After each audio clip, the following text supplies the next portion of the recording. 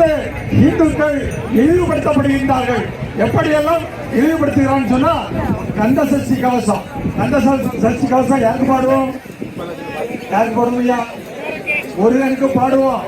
முருகனுக்கு கந்த சஷ்டி பாடுறத இழிவு செய்து கருப்பர் கூட்டம்னு சொல்லி ஒரு கூட்டம் முழுக்க கந்த சஷ்டியை அசிங்கமாக பேசுறாங்க.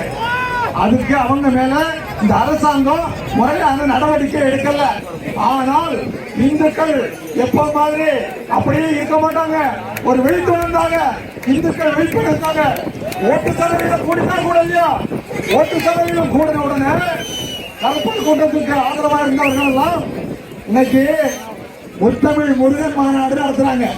முருகனை கேவலப்படுத்தினவெல்லாம் இந்துக்களுடைய ஒற்றுமையை கண்டு பணிந்து முத்தமிழ் முருகன் மாநாடு நடத்துகின்றார்கள். பழனியே நாம எல்லாம் ஒற்றுமையாக இருந்தா இந்த இந்து விரோத கூட்டம் எல்லாம் எதிர்காலத்தில் எதிர்வா செய்வாங்க.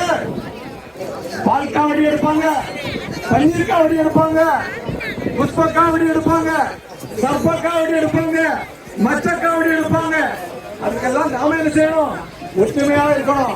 ஓட்டு நேரத்தில் சின்ன சிறு தொகைக்காக நம்ம என்ன செய்யக்கூடாது, விலை போயக்கூடாது. இந்து உணர்வோடு இருக்க வேண்டும்.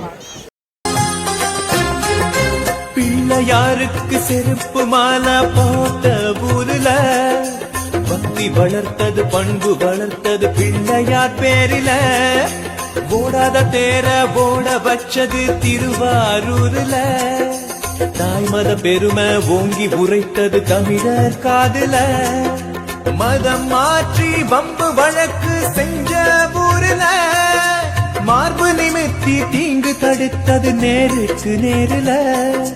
தேச பக்தியும் தெய்வ பக்தியும் தந்த முன்னணி, எழுச்சி கொண்ட இளைய சக்திதான் இந்து முன்னணி. எழுச்சி கொண்ட இளைய சக்திதான் இந்து முன்னணி. இந்து முன்னணி செஞ்ச சாதனை ஒன்னா ரெண்டா, இந்து முன்னணி செஞ்ச சாதனை ஒன்னா ரெண்டா.